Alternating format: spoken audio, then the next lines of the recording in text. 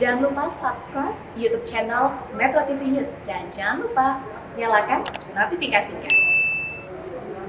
Jika tadi ada fashion show virtual yang digelar di Solo, Jawa Tengah dalam rangka memperingati kemerdekaan ke-75 Republik Indonesia, ini ada juga rangkaian fashion show virtual yang digelar sepanjang bulan Agustus 2020, yaitu Nusantara Fashion Festival atau NAF. Nah, sudah tersambung melalui sambungan Skype dengan kami ada Didit Maulana, desainer sekaligus kurator dari NAF, dan juga ada Karina Nadila, spokesperson dari NAF. Selamat pagi, Mas Didit, Karina. Selamat pagi. Selamat pagi. Iya, terima kasih sudah bersedia bergabung di Selamat Pagi Indonesia. Nah, sebelum kita membahas mengenai apa sih NAF itu, saya pengen tahu terlebih dahulu dari sudut pandang Mas Didit. Mas Didit kan sudah berkecimpung di dunia desainer dan fashion show ini sudah cukup lama begitu. Seberapa jauh sih pandemi ini berdampak pada industri fashion? Siapa yang paling terdampak, Mas? Nah, untuk pandemi ini tidak ada yang siap dengan pandemi ya, dan baik mental maupun secara fisik. UMKM banyak yang terkena dampak. Bayangkan Mbak, dari 100% jumlah unit usaha di Indonesia, 92%-nya itu adalah UMKM.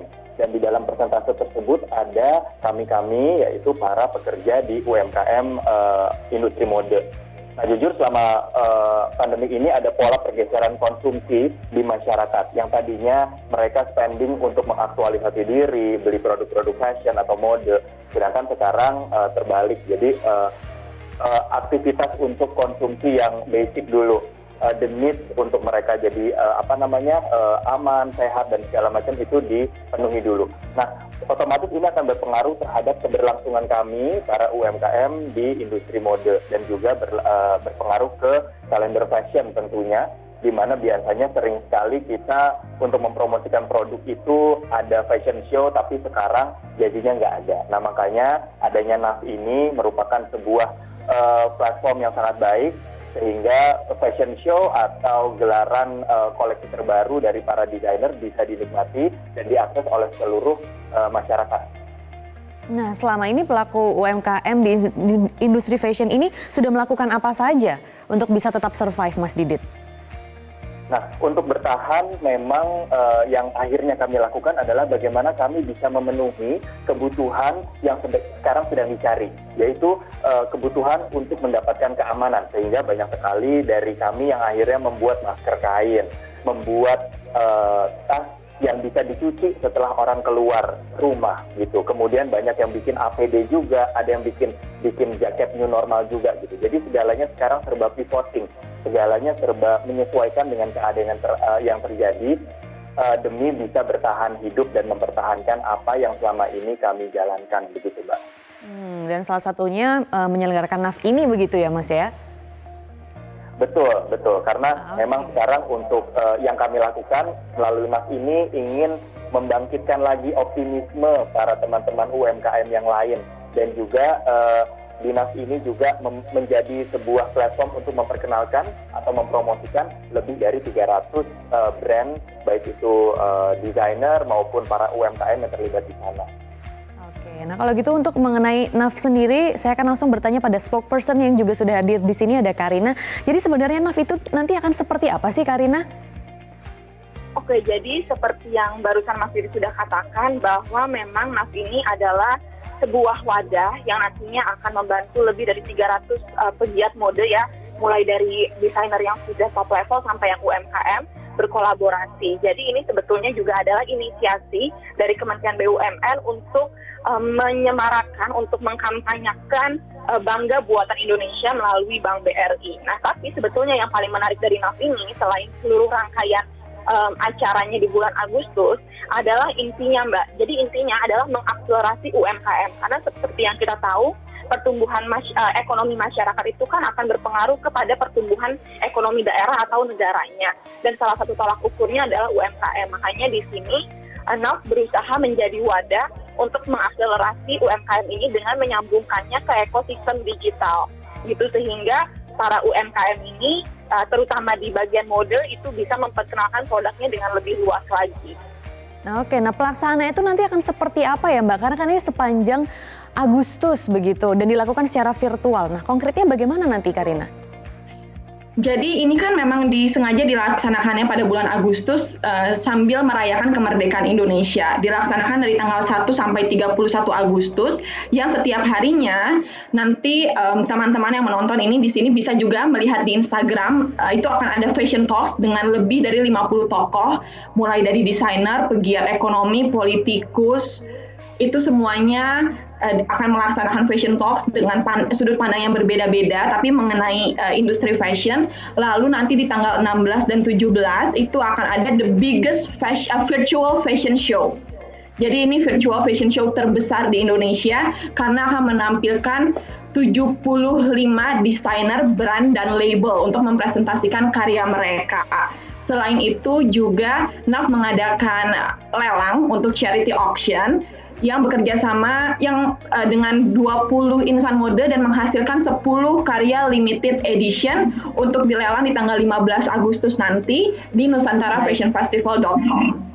Oke, nah saya juga ingin tahu lebih lanjut nanti seperti apa sih tantangannya menggelar fashion show virtual selama 1 bulan penuh dan siapa saja nanti desainer yang akan ikut tampil di sini. Tapi kita harus jeda terlebih dahulu, jadi kita akan kembali perbincangannya selepas jeda pariwara. Pemirsa, tetaplah di Selamat Pagi Indonesia. Kita masih membahas mengenai Nusantara Fashion Festival dan saya akan langsung ke Mas Didit di sini. Mas Didit, kan kira-kira nanti akan ada 75 desainer yang tampil. Nah, itu nanti desainer yang tampil tuh siapa saja dan sebenarnya apa sih yang menjadi kurasi desainer bisa tampil di NAF ini? Nah, jadi memang kurasinya ini kita sangat ingin bisa menampilkan berbagai wakil ya. Jadi perwakilan ada dari fashion designer yang memang senior, kemudian ada yang the rising star, kemudian ada juga para pemilik label untuk jewelry, untuk tas dan sepatu juga gitu. Jadi memang kita campur, istilahnya kita kolaborasikan antara yang memang sudah memiliki nama besar dengan para pelaku brand yang baru gitu. Sangat menarik. Oke, kalau gitu memang sebenarnya siapa target dari gelaran festival ini gitu dan untuk mencapai goals-nya itu nantinya akan bagaimana?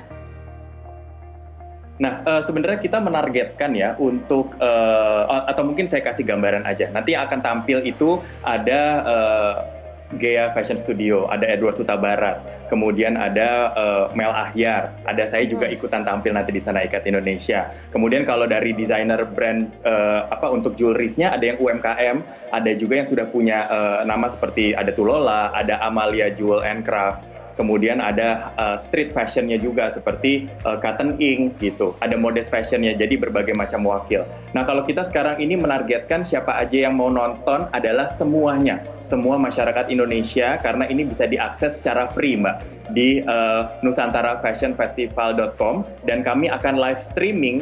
Ini merupakan sebuah gelaran fashion visual terbesar di Indonesia tanggal 16 sampai 17 Agustus 2020. Oke, tapi yang menarik, saya akan ke Karina kalau gitu sekarang, kenapa masyarakat Indonesia harus menonton ini begitu? Meskipun memang ini free, tapi kan lagi-lagi ini virtual, tantangannya mungkin sedikit lebih banyak begitu ya dibandingkan fashion show yang bisa dilihat secara langsung, yang bisa kita nikmati secara langsung. Nah, apa yang menarik di gelaran ini nanti, Karina? Yang menarik tentu karena ini adalah virtual fashion show terbesar pertama di Indonesia dengan tadi seperti yang sudah dikatakan akan ada 75 insan moda yang berkolaborasi menunjukkan karyanya. Dari yang maestro sampai yang hanya label lokal itu semuanya akan menunjukkan karya-karyanya. Memang mungkin hype-nya tidak bisa seperti kita nonton langsung, tapi justru inilah yang kita harapkan didukung oleh masyarakat Indonesia gitu loh. Karena di sini teman-teman pegiat fashion itu berusaha menunjukkan kalau di tengah keadaan seperti sekarang ini pun kreativitas tidak boleh berhenti, dan itu tugas kita sebagai bangsa, sebagai masyarakat untuk ikut mendukung karya mereka gitu. Apalagi di sini yang menarik intinya tadi kan akan mengakselerasi UMKM gitu. Siapa tahu nanti teman-teman kalau udah nonton virtual fashion show-nya akhirnya tergerak buat belanja salah satu produk dari UMKM-nya juga gitu. Oke, kalau begitu bagaimana teman-teman nanti bisa memaksimalkan ini seperti gelaran fashion show pada biasanya begitu? Oke, kalau misalnya dari Mas Didit, pasti sebagai orang yang melaksanakan fashion show-nya gimana Mas? Kalau dari kami nih, Sebenarnya sih udah pasti dari teknologinya juga sudah disiapkan, terus teman-teman yang di sini akan menampilkan karyanya juga nanti pasti ditampilkannya yang terbaik juga sama seperti gelaran Fashion Week pada umumnya, seperti itu. Oke, nah sekarang ke Mas Didit, saya dengar juga nanti ini akan ada charity-nya ya. Itu juga boleh Mas digambarkan mengenai charity ini? Nah, jadi nanti charity-nya ini sangat menarik sekali karena seperti tadi yang Mbak Karina sudah bilang, akan ada charity auction. Nanti akan ada produk-produk dari desainer yang dilelang di sana, dan hasil lelangnya akan disalurkan kepada Dekranas, Dewan Kerajinan Nasional, di mana akan digunakan dana tersebut untuk meningkatkan pendidikan dan juga bagaimana kami bisa meningkatkan untuk pendidikan dan pelatihan di beberapa daerah destinasi wisata di Indonesia untuk mereka bisa meningkatkan kualitas produk kerajinan di daerah tersebut gitu. Jadi ini sebenarnya adalah dari kita untuk kita juga gitu.